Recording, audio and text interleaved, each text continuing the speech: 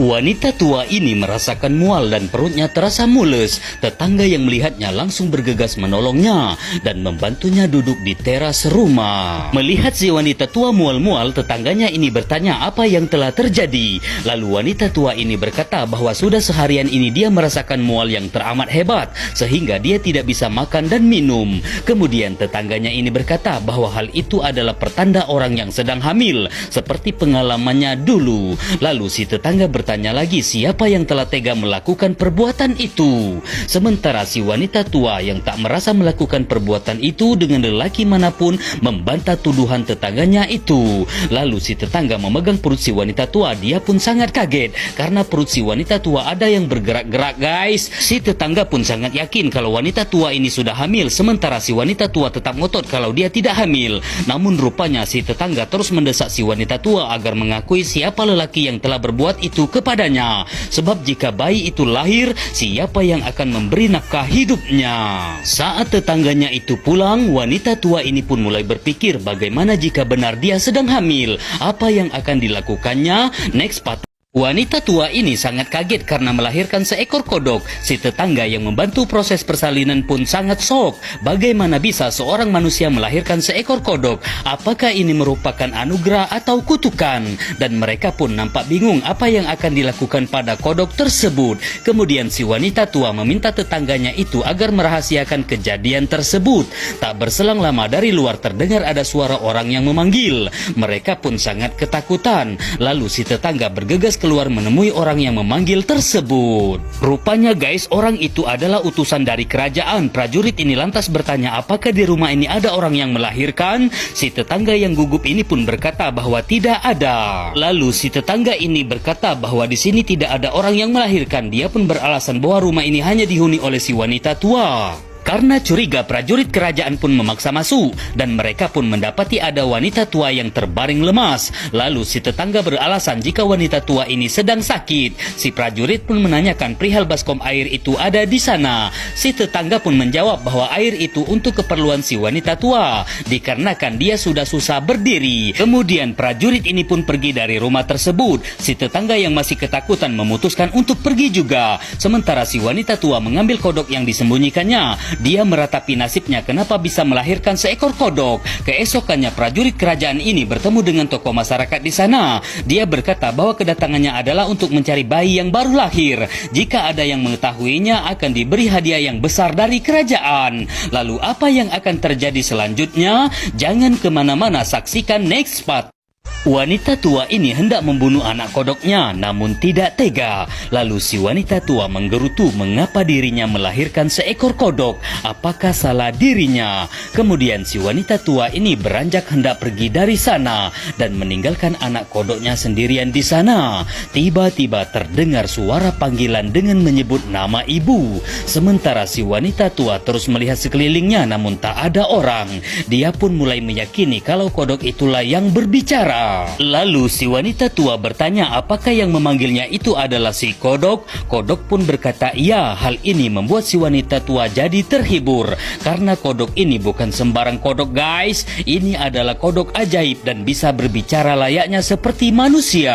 Kemudian si wanita tua mendekati kodok tersebut.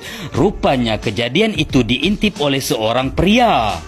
Dan saat malam tiba, wanita tua ini bermimpi bertemu dengan seorang dewi. Sang dewi berpesan kepadanya agar menjaga anak kodoknya dengan baik, karena kodok itu adalah jelmaan dari seorang dewa. Mendengar hal itu, wanita tua ini pun langsung terbangun dari tidurnya. Kemudian dia pun langsung minum dan hendak pergi mengantarkan makanan untuk anak kodoknya.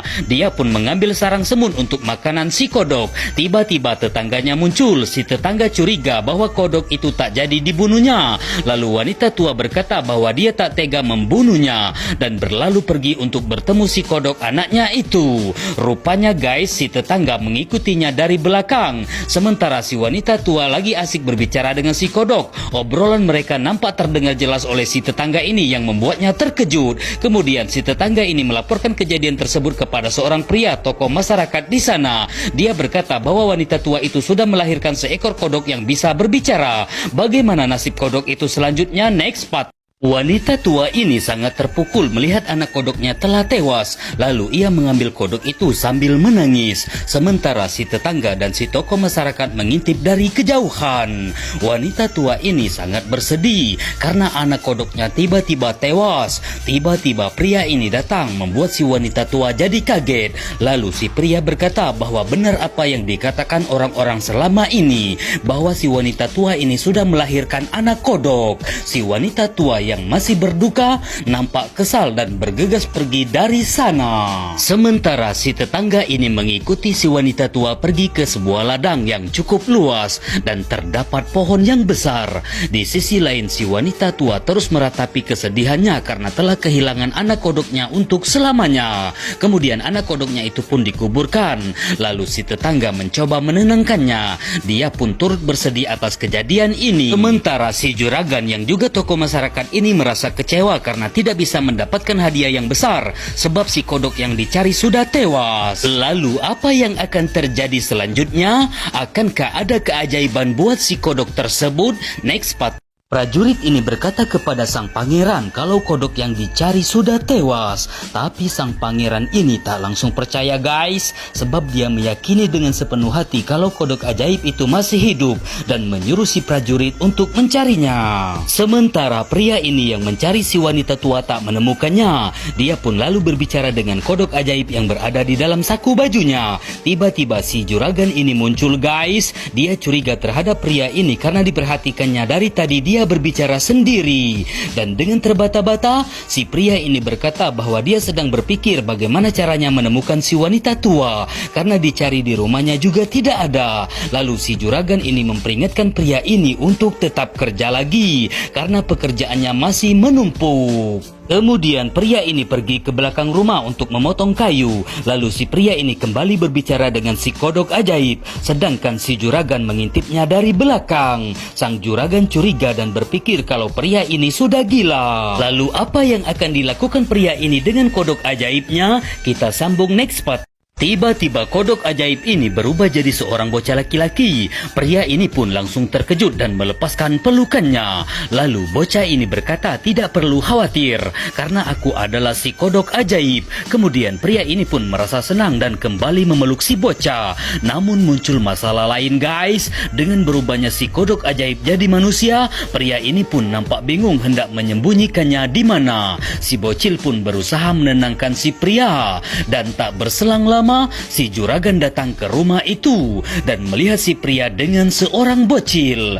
Lalu si juragan bertanya perihal bocil itu anak siapa. Lalu si pria ini terpaksa berbohong kalau itu adalah saudaranya. Namun si juragan ini tak mudah begitu percaya guys. Lalu si bocil sembunyi di belakang si pria. Tiba-tiba dia pun kembali berubah wujud menjadi kodok tanpa sepengetahuan mereka. Saat si pria menoleh ke belakang, si bocil sudah tidak ada lagi dan ternyata sudah berubah menjadi seekor kodok. Sementara si juragan ini jadi murka guys karena si bocil telah kabur dan dia menganggap si pria ini telah mempermainkannya. Lantas apa yang akan terjadi selanjutnya? Next part.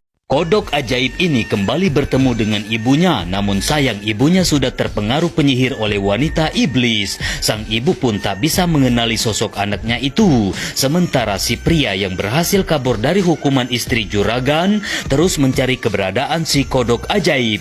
Dia pun menelusuri hutan belantara. Sedangkan si kodok yang berada di pelukan ibunya berubah wujud menjadi manusia. Tiba-tiba sang ibu pun sadar dari pengaruh sihir. Namun si wanita penyihir datang memisahkan mereka, lalu bocil itu merubah dirinya kembali menjadi kodok. Sementara sang ibu diikat oleh si penyihir. Si penyihir pun hendak memakan si kodok, tapi sang ibu berteriak. Lalu kodok itu pun dimasukkan ke dalam kendi sihirnya. Kemudian kodok itu berubah jadi manusia dan berontak. Lalu si penyihir pun sadar kalau bocil itu bukan bocil biasa, tapi titisan dari sang dewa, hingga membuat si wanita penyihir lari terbirit-birit. Kemudian si bocil melepaskan ikatan ibunya. Mereka pun kembali berpelukan dan bergegas pergi dari hutan tersebut. Di tengah perjalanan mereka bertemu dengan si pria. Si bocil sangat senang bertemu dengan si pria ini. Lalu mereka pun pergi bersama dari hutan itu untuk pulang ke rumah. Dan apa rencana utusan kerajaan ini kepada si kodok ajaib? Jangan kemana-mana, kita lanjut next part. Pria ini adalah utusan kerajaan. Dia memberikan surat undangan kepada si bocah untuk menghadap sang pangeran. Lalu pria ini pun pergi dan berpesan agar mereka tidak mengabaikan surat itu. Saat mereka membaca isi surat itu, sang ibu pun dengan berat hati harus melepaskan anak kesayangannya itu. Lalu si bocah pun mendatangi kerajaan tersebut. Sementara di kerajaan ini, sang pangeran menguji kehebatan si bocah untuk menyelesaikan beberapa persoalan warga. Dan dengan hebatnya si bocah ini bisa menyelesaikan itu semua. Dia pun juga pandai menerjemahkan bahasa kuno yang tentu dapat membantu sang pangeran untuk memutus perkara yang bersifat rahasia. Sementara pangeran jahat ini sangat panik guys. Dia takut misinya untuk menjadi raja gagal gara-gara si bocah tersebut. Dan apa yang akan dilakukan oleh pangeran jahat ini? Kita lanjut next part. Bocil ini merasakan lapar karena sudah beberapa hari terkurung. Lalu dia pun mengambil air minum di depan patung dewa. Secara tak sengaja menjatuhkan sesuatu hingga hancur berantakan. Saat dia merapikannya, dia baru sadar ternyata itu adalah sebongkar roti. Lalu dimakanlah roti tersebut sampai dia kenyang guys. Kemudian dia kembali berpikir untuk keluar dari tempat tersebut. Sementara di istana sang raja, utusan ini melapor kepada sang raja kalau si bocah sedang dikurung di suatu tempat. Tiba-tiba si bocah ini muncul guys. Mereka semua terkejut karena si bocah ini bisa lolos. Lalu prajurit ini memberitahu jika si bocah kabur dengan menggunakan sayap buatan. Sang raja yang mendengar cerita itu kaget dan memerintahkan utusannya untuk menjaga si bocah, karena si bocah ini akan diangkat menjadi salah satu penasihat kerajaan. Dan hari itu si bocah berhasil mengungkap rahasia tentang kebohongan seorang wanita yang tega membunuh suaminya menggunakan tusuk konde. Dan yang terlibat masalah ini adalah jenderal kerajaan, membuat sang kaisar murka. Lalu mereka semua dihukum dan film pun tamat.